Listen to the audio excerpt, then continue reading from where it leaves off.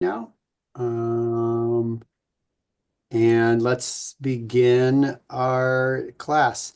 Baruch atah Adonai, Eloheinu melech haolam, asher kishanu b'mitzvotav v'tzivanu, la'asot b'divrei Torah.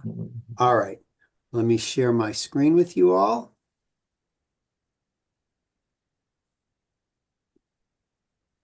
All right, so we are at the very end of the book of Breshit. We are on the last Parsha of Breshit. I always find a certain amount of personal sadness. I so look forward to getting to the very beginning of Breshit, at the end of the high holiday cycle, because there's no better stories told than the ones in Genesis. And it makes me sad when I know we're at the end and I have to wait an entire year to come back to these stories. What I thought we would do is just look at a couple of things today. Basically, yeah, like two pieces, because I know that I always prepare so much more and we never get to it. So the two pieces that I want to look at are a very famous blessing that Jacob makes to Joseph. That's going to be one. And the second one we're going to look at is something from the prayer book, the whole notion of wisdom. So those are the two that we're going to look at. So the first one, Genesis chapter 48, verses 15 and 16. And he blessed Joseph, saying, so this is Jacob. Rabbi, can you enlarge, please? Thank you.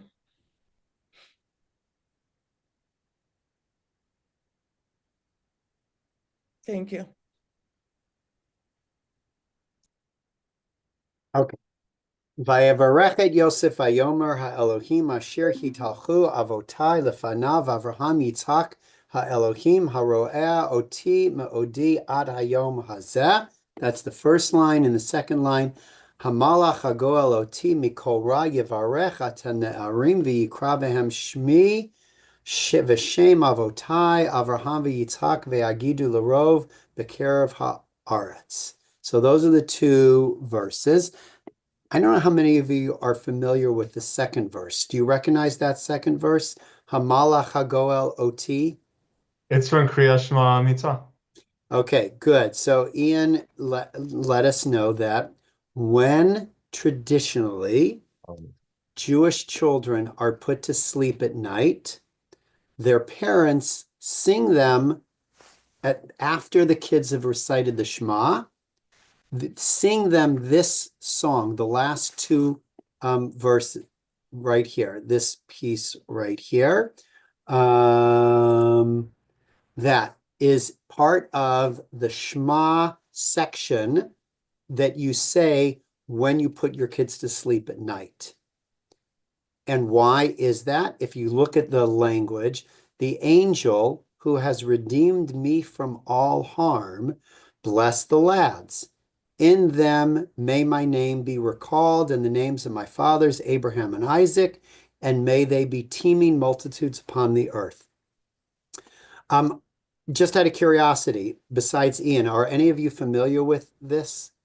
Does it ring at all? So can I do something for a second? I would love to just share with you, just so that you can hear it. This has nothing to do with the class, but let me share.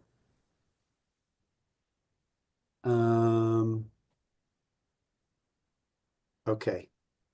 So, let me see.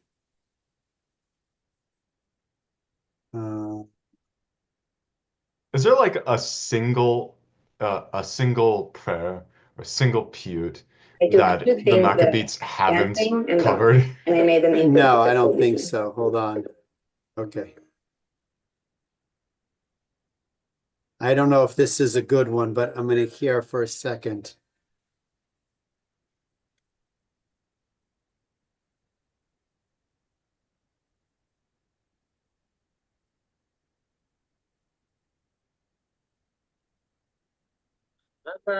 Here we go. Okay, hold on. Here we go.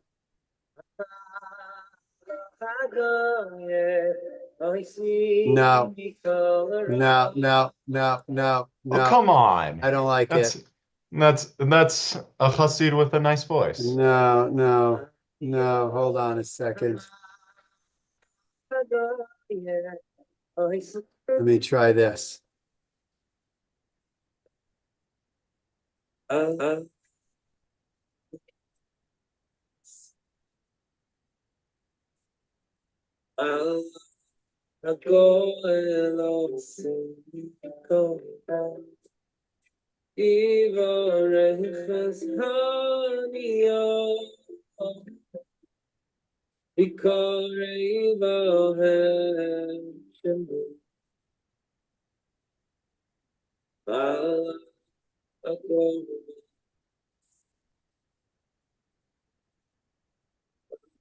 I'm going to do one more because I want you to see the the lyrics.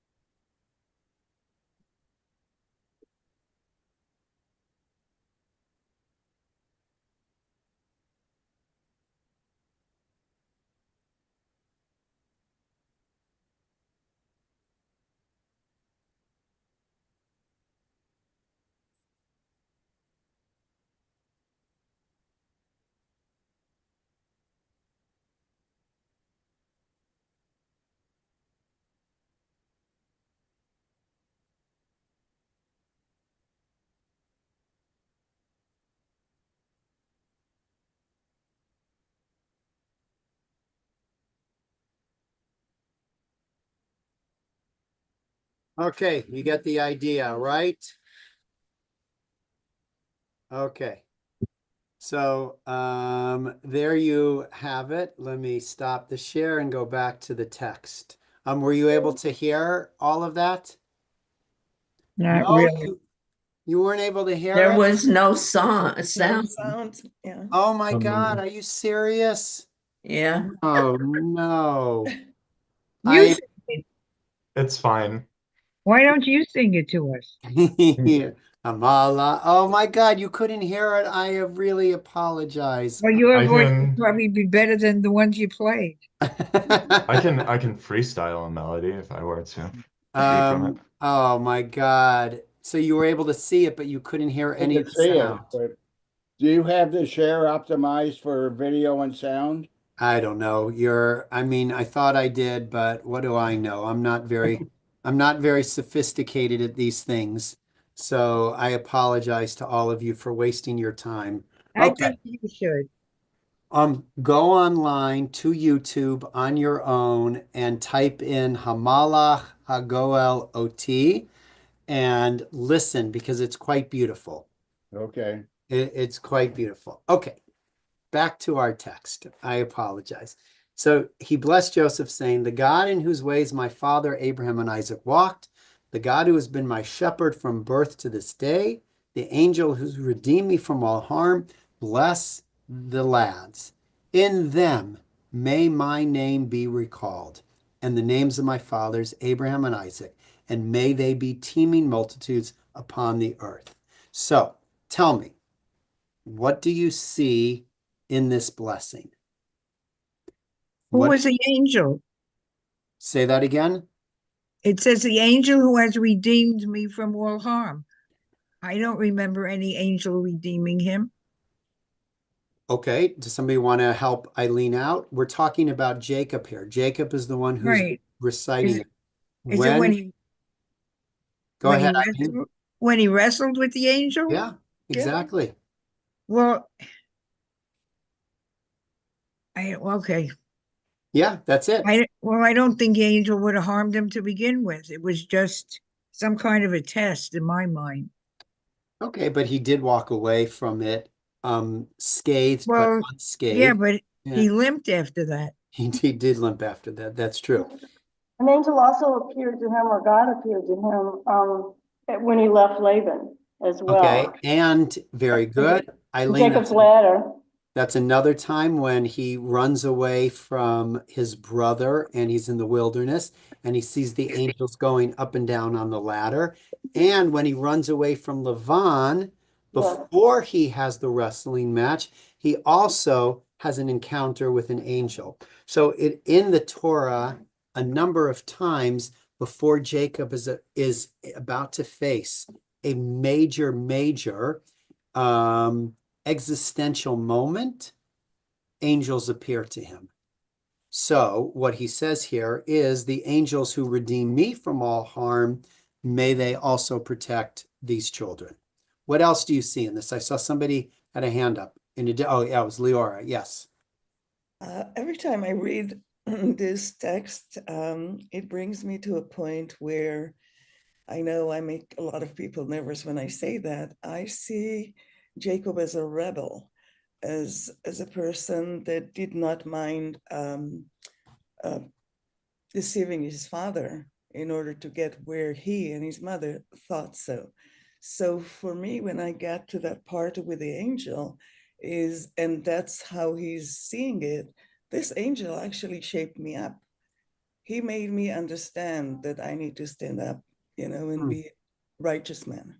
So in other words, what you're saying is the blessing here is that your children should encounter the divine in such a way that it causes them to reassess their behavior and act in a manner that is in line with the values of their grandfather and great-grandfather Abraham and Isaac. Yes, thank you.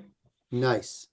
And Okay. he speaks, Yaakov speaks of his father as well as his grandfather as if they are great spiritual teachers who stand on their own despite, being relatives of his. Not many of us would refer to our own relatives by their first names, as if to dignify them in a way that is more distant from, say, saying my grandfather, my father. Good. So the blessing here is that you should see in your immediate relatives spiritual guides, that you should recognize the wisdom that they have to offer, that you should be intimate with them in a way in which using the names Abraham and Isaac reflects a certain intimacy that Jacob has with them and hopefully his children. What, by the way, might be Jacob's fear when it comes to his grandchildren? Yeah, That they Kathleen. wouldn't be raised in the faith. Good, Eileen, excellent. In other words, his grandchildren are living in Egypt. They were born in Egypt. They were born isolated from the family community. They married, their mother is somebody who was an Egyptian princess. It's very, very likely that they will be raised in a totally assimilated culture. And so it's no wonder that Jacob is going to recall, as Ian said, Abraham and Isaac, connecting them back to their roots and reminding them that they shouldn't lose sight of their familial connections. I imagine it's something that if any of us have children or grandchildren, right, or young people that we care about Jewishly, we would offer and want the same kinds of blessings. That as you continue to grow up in this world in which you live, don't lose sight of your Jewish identity. Stay connected to your ancestors. Be connected to your roots, right? That's the hope that Jacob is offering to Joseph through his to Joseph's grandchildren through Joseph. Yes, Stan. Well, I think it's significant that there are the two grandchildren, it became the two of the 12 tribes, that it's Lador Vador, that it's a significance that we want to go from generation to generation and not skip one. It is interesting, Stan, thank you, that in fact, Jacob's two grandsons, Ephraim and Manasseh, replace Joseph and actually become two of the 12 tribes of Jacob's lineage. So that maybe these words that Jacob offered on his deathbed were actually instrumental in shaping the nature of who Ephraim and Manasseh were going to be. Any other thoughts? Yeah, George. Interesting. It's a little bit different, but in the same line of Vayidgu. That's only used once. It is. It's the only time in the entire Torah that it appears. In the entire Bible, Hebrew Bible. Wow. And it's from dog, fish, but to multiply like fish. That's an interesting analogy. I mean, you could use other words, So, indicate large numbers. so tell me, what is it that you think it is implying? Well, because fish multiply a lot, that's one thing. And if I may comment here, fish are, this is from Rashi, from Berachot 28. Fish are fruitful and multiply and are not affected by the evil eye since they live calmly, unseen by man. Okay, well. Now, why exactly would we use Vidgu right here instead of say what is said about Yaakov's descendants? Boo. Yeah. V'yirbu. Or I forgot which parsha this is from. Ufaratza. Yeah, Ufaratsta and Milu Ufaratsta. Haaretz, to fill the earth, to scatter and fill the earth. Yeah, and that's exactly what George is pointing out. What George is pointing out is the use of this word, which appears only once in the entire Bible, is an unusual word. And perhaps what Rashi is saying, that the children of Israel should procreate the way that fish procreate, freely and openly, with massive amounts, teeming amounts of offspring. Rabbi, this is interesting because, there's two ways to keep this thing going. You got to really have firm belief, which is the first part, and you have to start getting numbers. You've got to, expand numerically, quantitative and qualitative. That's true. In reality, that's exactly what happens. When the Israelites find themselves in Egypt, what does Shemot tell us? V'yirbu v'yishritzu, that they expanded greatly. In fact, Rabbi, in the 19th century in Russia, with a lot of persecutions, there was a population explosion of Jews.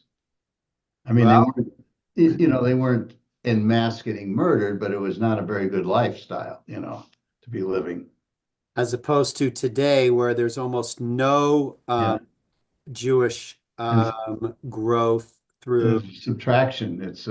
Exactly. It's a negative. We are having fewer children. We're too sophisticated to have children. That's the problem. I don't know. I'm not going to get into the why. All I'm saying is the reality is that we've reversed course.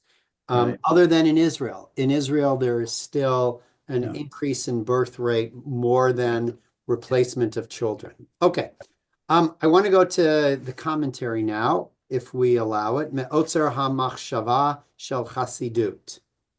And the first question that the commentary asks is, where is the blessing that Jacob offered to Joseph?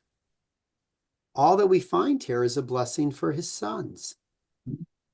Now, if you go back and you read this week's Torah portion, Vayechi, you'll notice that Jacob offers an individual blessing to each one of his sons.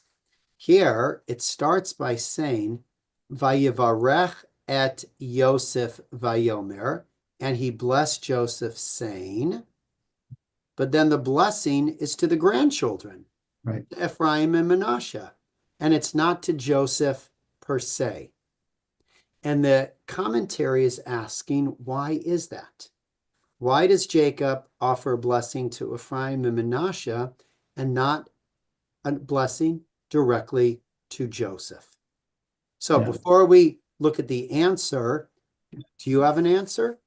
Yeah. Yeah, George. I heard it somewhere. It's not original, but after he refused whatever his this guy Potiphar's wife, he's then called a tzaddik, Yosef has a tzaddik. So he is called a tzaddik in the Torah. That term is used. Okay, how is that an answer to the question why he doesn't get a blessing? Well, he said he's a tzaddik, and they don't need one. Oh, They're already there, you know. I didn't realize that Sadiq did not need a blessing. Well, If I were given the permission to wax midrash right here, I okay. would say it's because it's through Yosef's actions that allow for the nation of Israel to thrive and multiply throughout the famine within Egypt as they settle within Eretz Goshen. And then once they are allowed to leave after, was it 86 years? Of bondage within Egypt, Yosef um, makes Yosef makes Moshe swear to take his bones with him so that he may be buried within Eretz Israel. So therefore, Yosef, I suppose, is sort of he's a conduit for the blessing and the thriving of Israel despite the hardships that they face within the outside world. It is, I mean, everyone has merit to be blessed. And yet we see here that Yosef, already as viceroy of Egypt, is doing his part. And not only for Israel, but also for Mitzrayim as a whole through his judicious distribution of crops in order to alleviate the famine to the best of his ability. Okay, good. So we have two possible answers to the question. We have George's answer, which is Joseph is a tzaddik, and as a tzaddik, he does not need a particular blessing to be given to him because he's already achieved the status. According to Ian, rather, Joseph is a conduit. Joseph is the in-between for the sake of the brothers, and he himself acts as this vessel for any blessing. So they would go through him to his offspring and all of the other brothers. Lauren? I have a more simpler explanation. It's because once you become a grandparent, you kind of forget about your children and you focus on the grandchildren. It's like all your attention goes to those grandchildren. And so when you're blessing, you almost forget that you had the children and you fell over your grandchildren. That's beautiful. I love that. I love that is such a down-to-earth, practical response to this question. It's beautiful. Really beautiful, Lauren. All right, so we have three distinct possibilities, and Anita may offer us a fourth. Actually, it plays right off of the last, and that is it's a blessing to have your descendants be part of your faith, to be able to go forward and carry forth the faith. And so the blessing for Joseph is that his children will inherit his way of life. Beautiful. What another excellent answer. So that the blessing to Joseph is actually in seeing his children, Jacob's grandchildren living a Jewish identified life, and that becomes Joseph's blessing. I love that. Excellent. All right, Kathleen, I saw your hand up. Do you have a fifth explanation? Well, mine isn't in a positive direction. So Okay.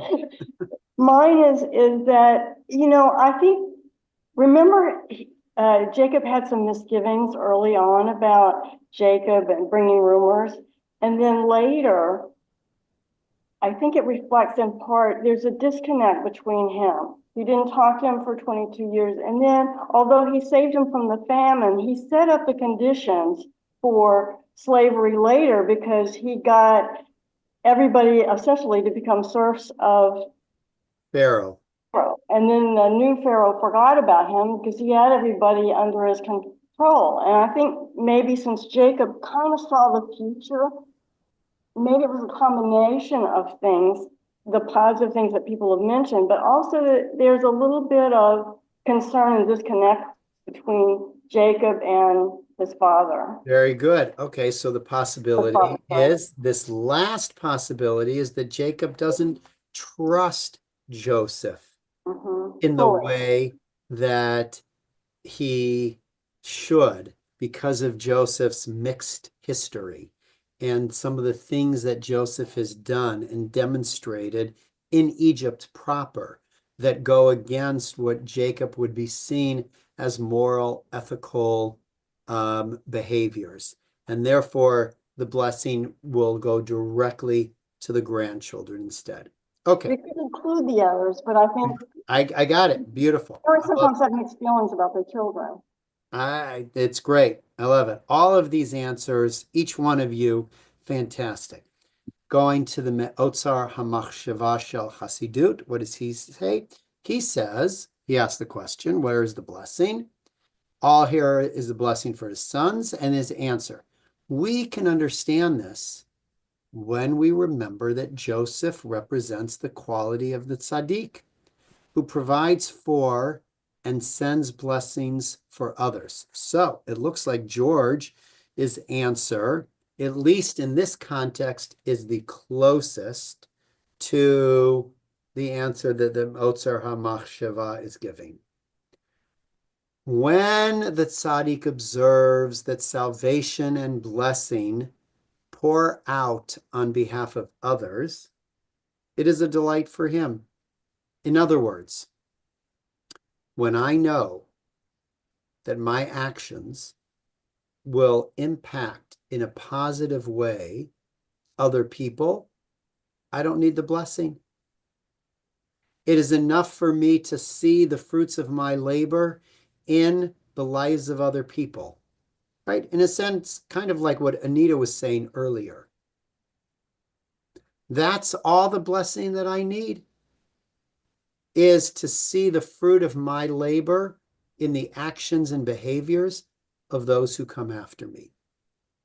And that's why Joseph didn't need a blessing personally. It continues, this is how he experiences blessing.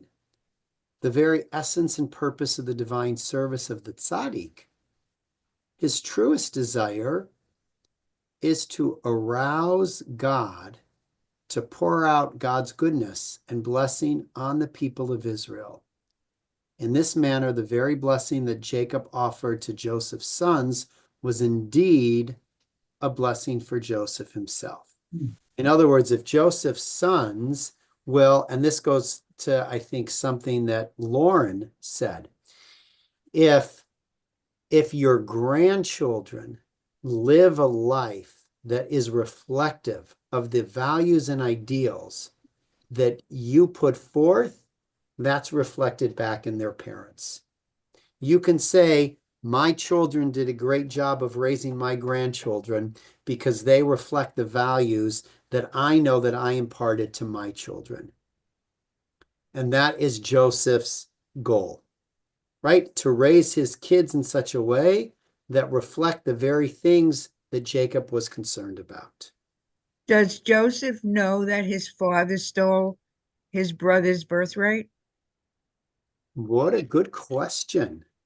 Because there's nothing moral about that, including his mother, including, the grandma. No, you're absolutely right. Although one could say, Eileen, that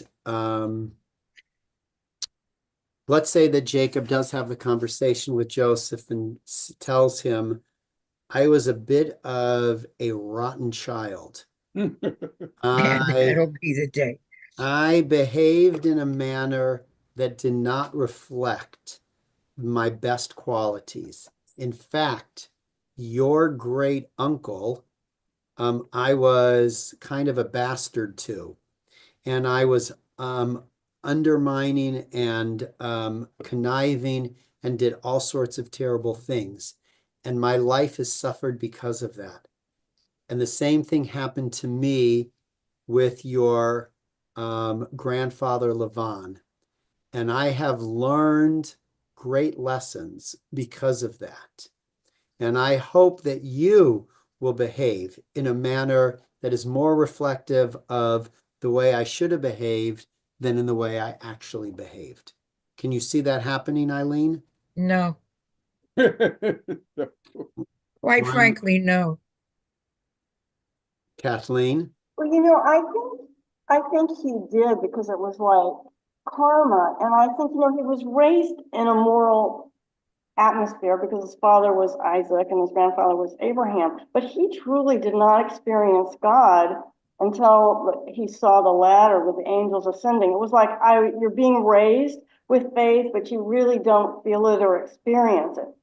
He only experiences it later when he sees that. Then he knows, well, there really is a God. There really is something to be faithful for. But he's still confused because he acts as if in character, he's a bargainer. He bargains about everything. He bargains about his birthright. He bargains about his wives. He bargains about his flocks.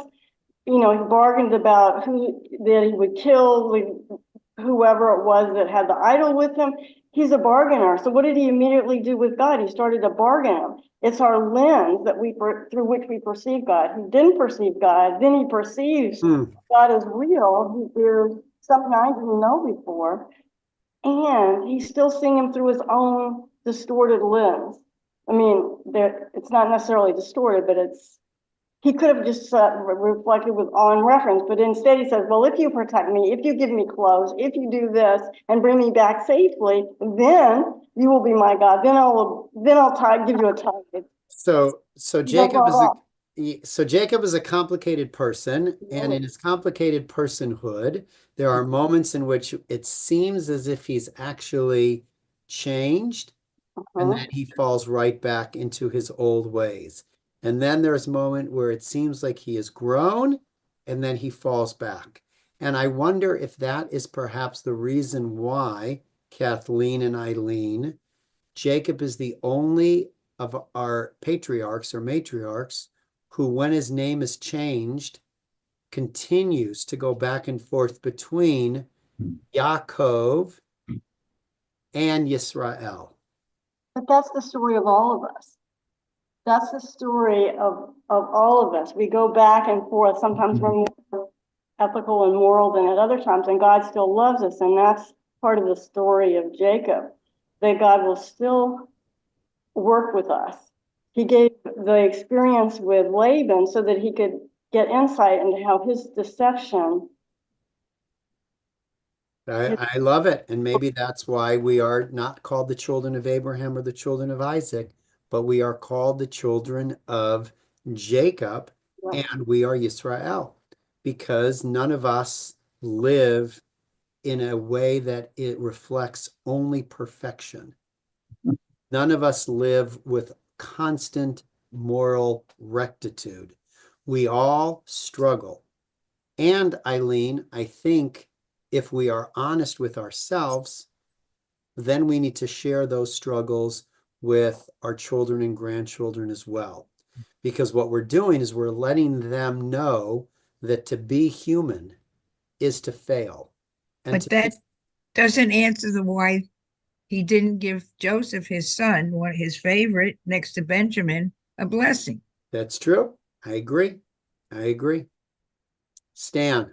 I'm not sure that a value of telling your children or grandchildren the things that you did that you're sorry for. I think that we all need ideals as much as we need reality. Right. And once we start seeing, people that we respect as for reasons not to say that they're, what we think they are, somehow defeats the purpose. I don't think it's real anyway, that many people are going to say, well, I did that, so I did that. So don't, don't think that. I don't think so. No, you're Okay. right. Okay, totally fair. In other words, if we show all of our foibles and all of our failings to our children and our grandchildren, and instead of providing them an image of um, moral idealhood, that might cause our children and grandchildren, according to Stan, to look at us in lens that are not going to actually guide them and help them in their future life. Yes, Kathleen? So I think we can choose when to do that, when it's an example of atonement. When children see that their parents are atoning and their parents are trying to be better, and it's relevant at that moment, whatever that event was to the child's life, then you might share it.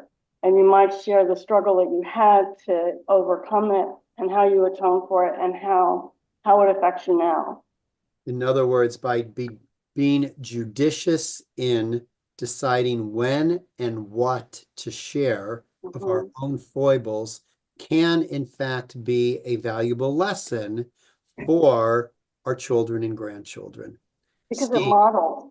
Yeah, a model. Good. Steve. I've been holding this question for a while. Many times through the Torah, we see God promise to make us multitudes, and it tells our patriarchs that they're going to have multitudes, and the reality is today, as we know, we're a tiny vilified minority. Yep. So how do we rationalize? How do we explain that? Well, I would say, number one, the life of the Jewish people is not over. That the promise that God made to the Jewish people is an eternal promise. And we are not yet at the end of the world and at the end of our days. And while there have been moments in our history we have been great in numbers, there have also been moments in our history where we have been less in numbers. And yet throughout our history, Steve, regardless of what has happened externally, we are at least here in some numbers. And maybe that in and of itself is the fulfillment of God's promise. Good answer.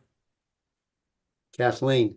Well, I agree with that. And I think there's a long distance between the promise and the fulfillment. And part of the fulfillment depends upon us and how we respond. But I also say that faith is living with that uncertainty. And I think that's an important thing. We're always uncertain about certain things, but also, even though we're a small minority, look at the contributions that Jews have made to history. So in that sense, we have been prolific and we have been multiplying because we've given a lot to the cultures in which we've settled. Okay. And they have a lot more Nobel Prize winners and economists and people who've made such an influence. So in that sense, we have been.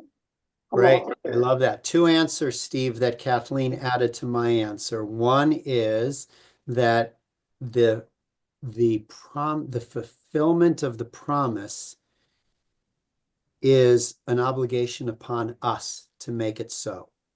We don't wait for God. We have to do the work. We do the work either through having children, having lots of children, or ensuring that the children that we do have are raised as Jews and go out and have lots of children. But it's on us. And number two, numbers may not be the entirety of the way in which we define the impact that we've had on the world in which we live. And it may be that even small in number, our impact is far greater than the numbers alone demonstrate. Yeah, the percentage I recall is that Jews have created or 30% of the Nobel Prize winners. So it's remarkable. And if I could do a quick recommendation, I just finished reading Henry Kissinger's book, The called last one, the last one. the last one, nice Jewish boy, as we all know. It's called Genesis and talks about AI, and I recommend everyone read it. As well as Yuval Harari's book, Nexus, also a nice Jewish boy, professor in Hebrew University in Jerusalem. His book, Nexus, is also excellent. So to Thank tell you. us maybe about the future. Thank you, thank you, thank you. Ian. I just wanted to add that we can summarize this whole discussion by going over to Maseches Tanis, and specifically 5b. It would be Sugya 9. Rabbi Yitzchak said to Rav Nachman that Rabbi Yochanan said as follows: Yaakov Avinu did not die. Rav Nachman asked him in surprise, and was it for naught that the eulogizers eulogized him, and the embalmers embalmed him, and the buriers buried him?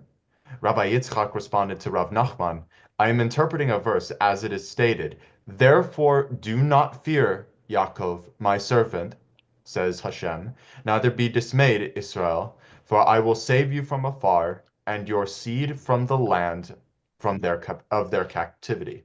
That's from Jeremiah 30:10. This verse juxtaposes Yaakov to his seed. Just as the seed is alive when redeemed, so too Yaakov himself is alive. So, Yaakov Avinu Chai. yeah, so it's a beautiful midrash, because one of the ways to read that midrash is to say that when the values that we adhere to live on in the people who come after us, we continue to live. Whether that means that we live physically embodied or live through the embodiment of those who come after. That is the way in which we never die. And maybe our vast numbers are such that it's not that we have so many people, it's that the ideas of Judaism have continued to survive and thrive for thousands of years. And that's evidence enough of the promise of God. So what does Rabbi Slater do with this? He says, and it's going to relate to us, obviously, Joseph experienced blessings in his life to the extent that he saw others being blessed. In this instance, the personal benefit to Joseph is acknowledged. He rejoices in the good that comes to others. He experiences his own life changed to the extent that he can bring benefit to others. He does not need to receive any concrete benefit beyond that. So the question he asks, how can we attain that quality of heart? Perhaps by letting go of our own ideas of what it means for good to come to others.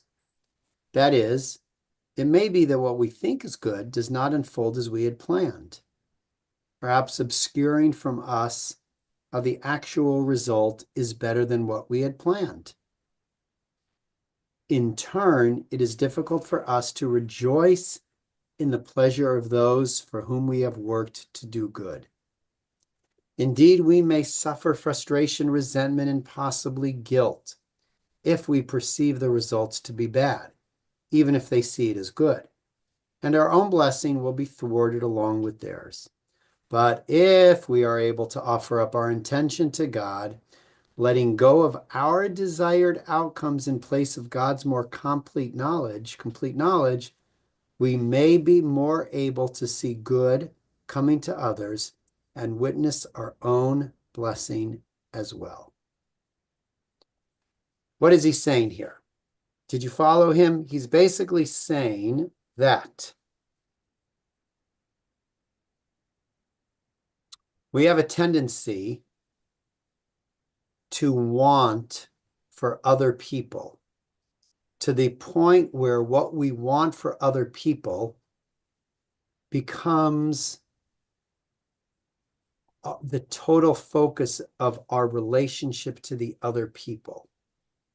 And when the other people don't respond in the way that we want, we can see ourselves as having failed.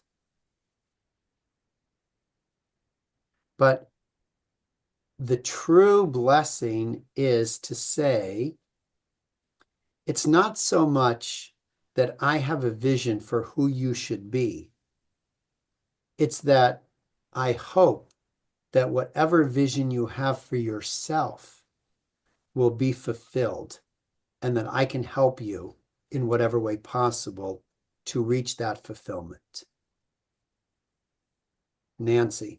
I just have a question. Like, I understand all that, he's saying, and he's talking basically within his own family. How much other influence of people around them to believe otherwise, that they would be influenced? Yeah, I think we can't help that. Like, that you're gonna raise your kids and send them off to college and hope that your voice will be heard in their head more than the voices of all of those others who are trying to influence and shape them. Right? That is the wish of any parent.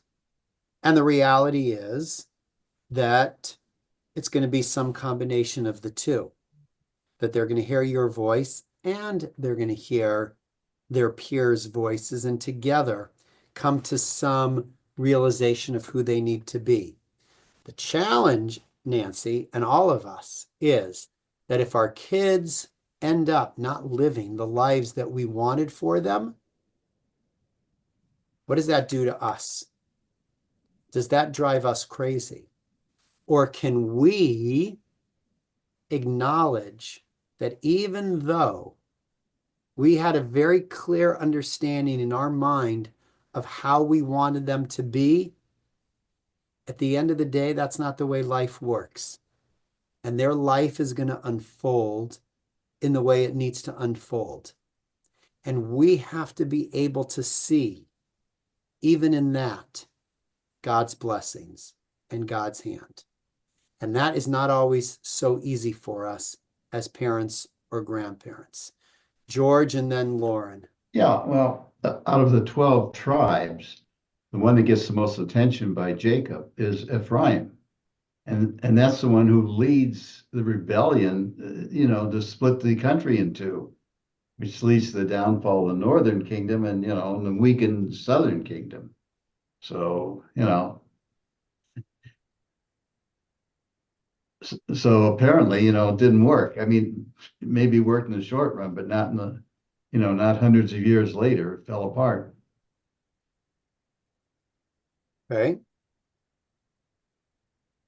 Lauren? I think what you were saying, so Christmas Day was the first night of Hanukkah, and my daughter-in-law, who is a convert, she's Jewish, and my grandchildren are being raised Jewish. We went to her mother's house to celebrate the first night of Hanukkah and Christmas. And her grandmother got up and did a lovely blessing over the meal.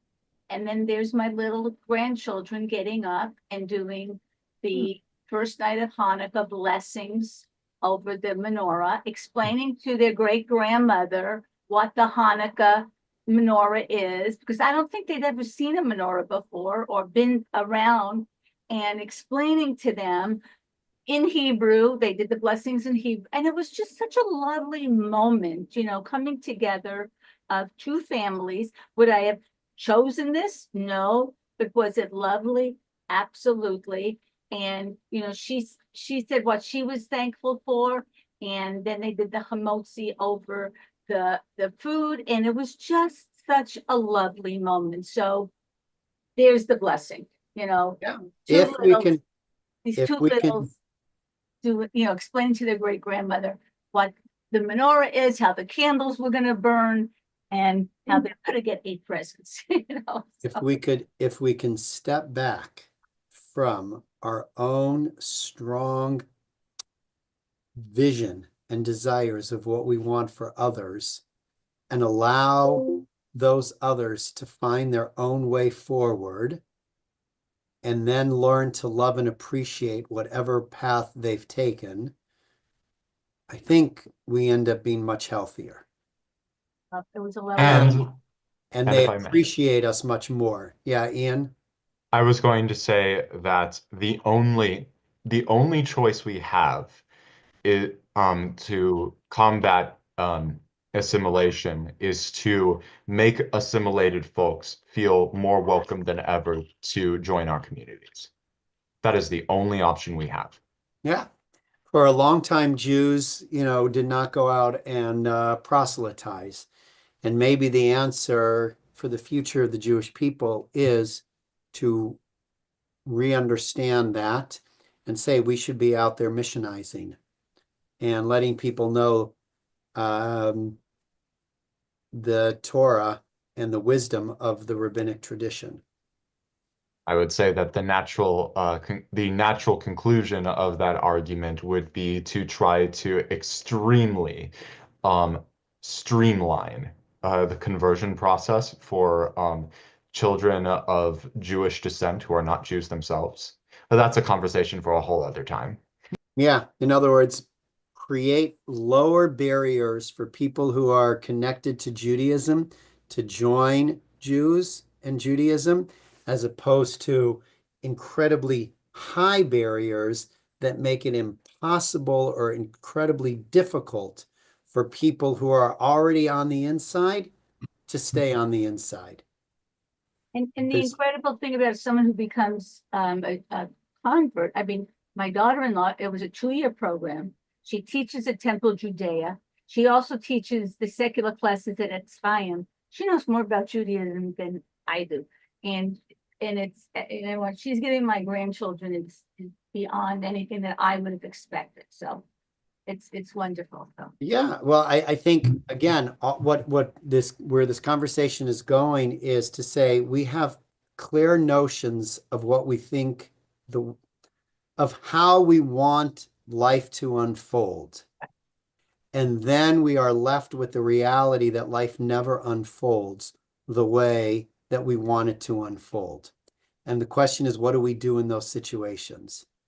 Do we spend our life feeling miserable because things didn't work out the way that we hoped they would work out for other people, let alone ourselves? Or can we be open to the possibility of seeing God's hand even in situations that are vastly different than the ones that we thought?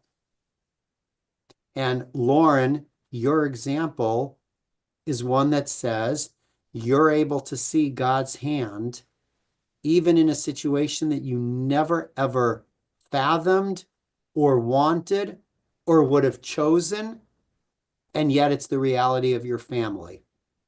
And now the task is to be able to see the blessing in it. All the blessings that were given us. So. Yeah. And sometimes that's easy for us, and sometimes it's not easy for us. So at 12:56, I realized it doesn't make sense to look at the second text. So next year, when we meet again for Vayechi, we'll look at the second text. Next year. Next year. Next January. Next January, exactly. I would like to hear something about, or have a resource to go to about Jacob's blessings and what they mean and how they relate to the history that occurs later. Because I have a hard time understanding some of those metaphors and then how it relates to later history. And if you have a resource on that, I'd love to have Will you it. send me a note, send me an email as a reminder, and I will take a look and see what I can find you. Sure, thank you very much. Okay. Yeah, Stan. Well, one of the things, of course, I appreciate the Torah study and all, but one of the things that inevitably comes up is that only God knows. When we get to that point, we can, try to understand things and then end up saying only God knows. And that bothers me that there is such an excuse that says, this is God. God knows. Well, I don't know if I would say it's an excuse, but it's a way of saying that sometimes life happens beyond my ability to control it. And when I say God knows, what I'm saying is I hope that there is purpose and meaning in the world that's beyond my ability in the moment to understand the purpose and meaning. So, all right, I will see you all, God willing, next week. Thank you. A good class as always, and I will see you next Thursday. Right. Welcome Thank you, home. Thank you. Thank you. Thank you. Stay Thank you. safe, everybody. Bracha Thank you. v'chatzlacha.